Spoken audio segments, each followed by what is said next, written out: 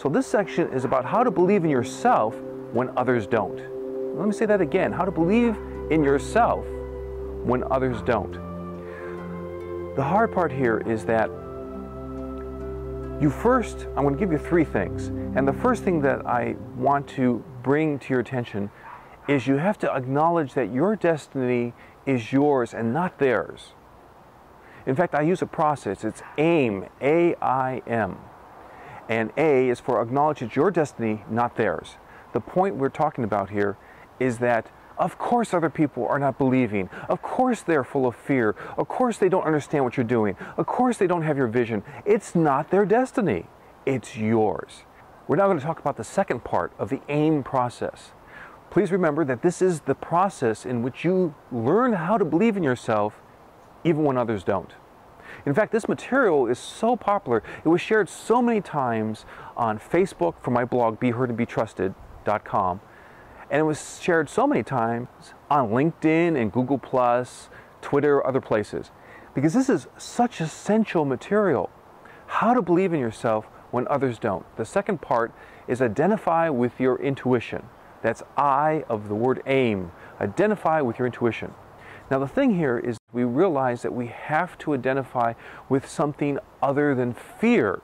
So many people are caught up in fear, and that's why they live limited lives, because they're just trying to be comfortable. They're trying to duck anything that makes them afraid. And so you need to expand beyond that so that you can put the law of attraction to work in your life. And the way we do that is we identify with our intuition. Now the big concern here is can you tell? You might even look on it that you have a committee of voices in your mind. You might have some voices of parents or guardians or some friends or other family members who are trying to help you stay safe, but not have you have the fulfillment, joy, and success that you could have if you would implement the law of attraction. Now, identify with your intuition is really about focusing on the voice of intuition as opposed to the voice of fear. How do we see that difference? Think of it this way. The voice of fear wants you to hide, to contract, to avoid the appropriate risk. On the other hand, the voice of intuition wants you to expand, to experiment, to try new things. And that's how you can tell the difference. Expansion versus contraction. Fear is about contracting and hiding. And intuition is about expansion, growth, and experimenting. So the thing here is that if you're going to believe in yourself when others don't, you're going to have to listen to your internal voice that's on your side, and that's the voice of intuition. Now we're going to talk about the third part of the process of AIM, A-I-M. M is for measure by your heart, not their approval. Let me say that again. Measure by your heart, not their approval. One of the most powerful examples of this is when Walt Disney had the idea that he wanted to make Disneyland. Nobody, and I mean nobody, was on his side. In terms of his wife, his brother, the board of directors, he had to measure whether to pursue Disneyland by his own heart, not by their approval. And in fact, I've had kind of like a backhanded positive thing happen for me with my father. My father has not provided approval for so many years. I learned to focus on my own heart. And that has led me into many adventures. My father he's retired now, was a letter carrier. He was a mailman. And what happened was he had a perspective of his journey, but he could not imagine the kind of journey that I've had. I've done all kinds of things. Directed and acted as a leading actor in a couple of feature films. I've also been the lead singer and a keyboard player for a band. I've, of course, spoken and gave a number of workshops at Stanford University. And all these things are beyond my father's vision. So, when I measure by my heart and not by others' approval, I have freedom. A freedom to experiment, a freedom to have adventures, a freedom to try things and then adjust them as you go along. I'll give you another example. Remember, measure by your heart, not by others' approval.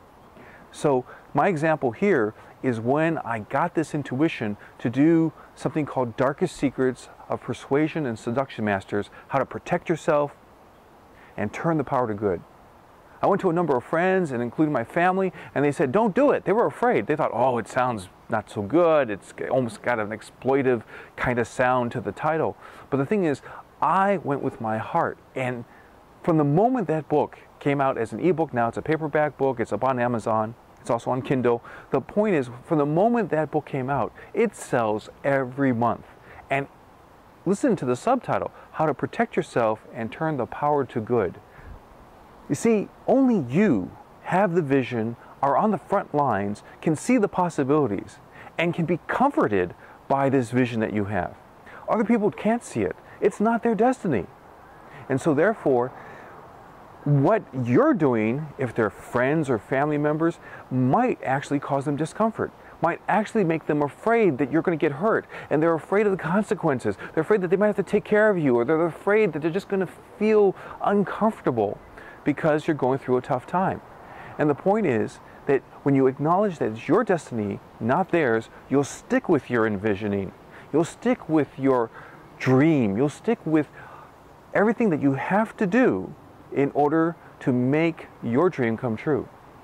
And as you do that, you're, of course, naturally attractive to more resources and opportunities. Basically, the magic, the wonders of the universe will come to you. But you see, very clearly, you have to realize that it's your destiny, not theirs. They don't get the magic. They don't get the vision. They don't see it. They don't get excited. They don't get up early because they're so excited to write down these ideas that came to you maybe from a dream. So now we've covered the AIM process. This is how to believe in yourself when others don't. Remember, A was for acknowledge that it's your destiny, not theirs.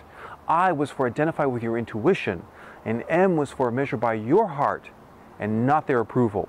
When you do this, you'll be able to really augment the belief in yourself, the belief in your ideas, the belief in those gifts that the universe has given you of insight and intuition so that you can take action and that you can make your life more fulfilling, more joyful, and more successful.